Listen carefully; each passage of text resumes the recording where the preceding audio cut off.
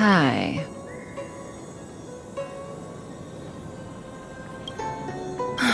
You haven't changed a bit. I'm sorry you have to see me in such a sorry state.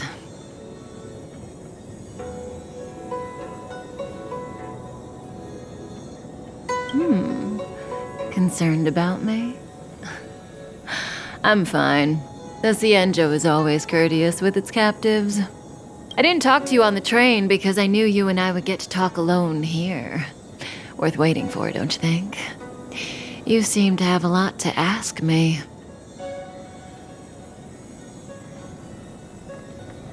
Elio said he foresaw 3 questions, but they would be the same in essence. If I were to hear one of them, I would then tell you the objective of this trip in all its detail. Since you asked one of the 3 questions, it means everything is going smoothly. Are you ready to hear my answer? Xianzhou's Stellaron problem is not directly linked to us. But if you look at it from Elio's perspective, you can't say the Stellaron hunters are completely innocent. We foresaw all this long ago, but chose to remain indifferent until the time was right for us to get involved. Diviner Fu was surprised because she discovered 3 truths. 1. The Stellaron hunters are not enemies of the Xianzhou.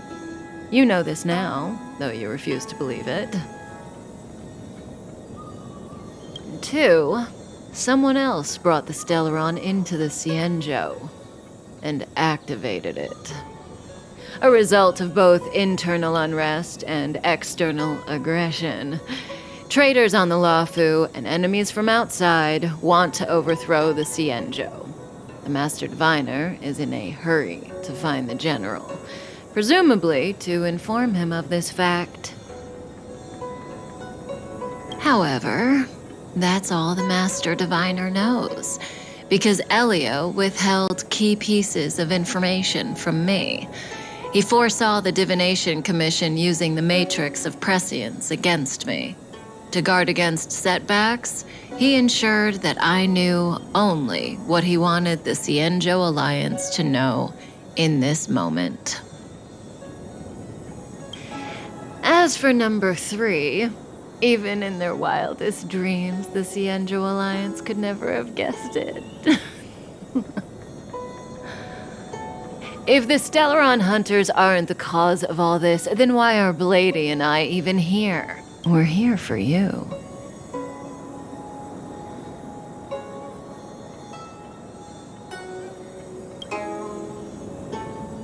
Sounds ridiculous, doesn't it? It's no wonder Fu Shen doesn't believe it either. But the Matrix of Prescience doesn't lie. The answer is just that bizarre. The Stellaron hunters appearing here, Blady getting arrested, me being lured to the Matrix of Prescience. It was all to bring you, the Astral Express crew, to the Xianzhou. In the future that Elio chose, the power of the hunt is indispensable. And that's why the Astral Express crew had to come to the Luofu and achieve something important for the Xianzhou. You had to establish a connection with the Alliance. And that's why I had to trick you into coming here. I needed you to meet the Luofu's general in person and to help him resolve the Stellaron crisis. I needed the Alliance to owe you a favor. That way, in the future, at the most critical moment, the Xianzhou will offer you their help. What do you think?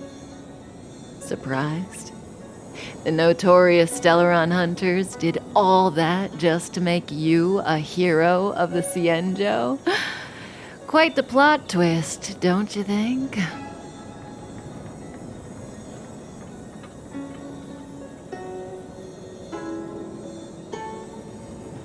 Like I said, Elio withheld key pieces of information from me. The future holds endless possibilities. Knowing the right thing at the wrong time could spoil all our hard work. There is only one thing I can tell you about the future. In the best and the worst cases, you will eventually have to face Nanook the Destruction. And when that time comes, you will need all the help you can get. It will be a brutal struggle of eonic proportions. Proportions that neither you, nor I, nor the Astral Express will ever be able to reach. In the vast majority of futures, that's when destiny ends. But if we follow Elio's plan, there may be a glimmer of hope on the horizon. You know, even eons can be killed. You know, even eons can be killed.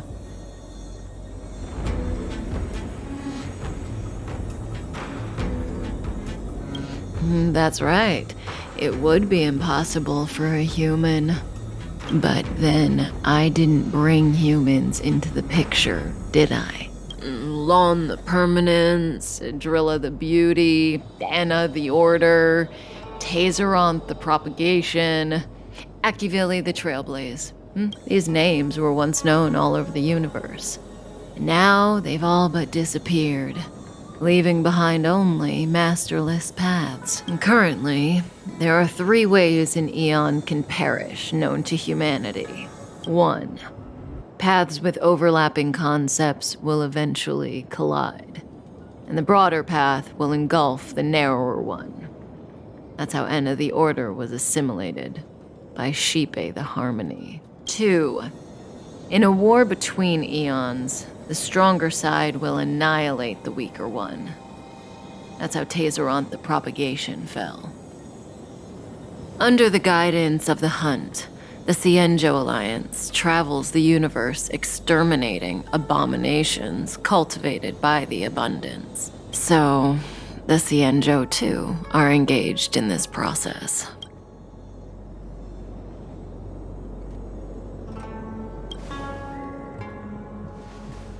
As far as I know, the predecessors of the Alliance were the Elixir Seekers. They searched for Yaoshe and longed for the blessing of immortality. When they eventually found the Eon, they received the blessing that did indeed prevent death, the Ambrosial Arbor.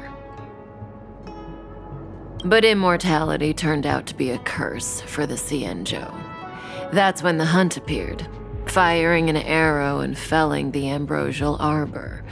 Ever since, the Alliance has followed the Hunt in pursuit of Yaoshe, erasing the curse of immortality from the universe along the way. What do you think? Fascinating stories, no? They're the kind of stories that folks on the straight and narrow would never tell you.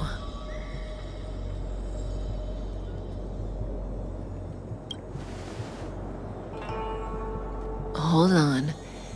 Any minute now.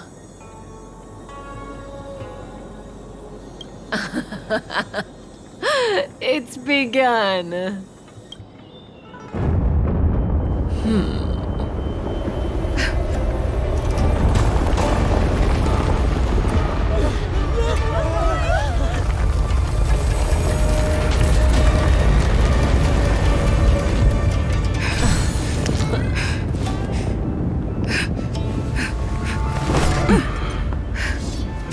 Let's go, Blady. 2 more places to visit.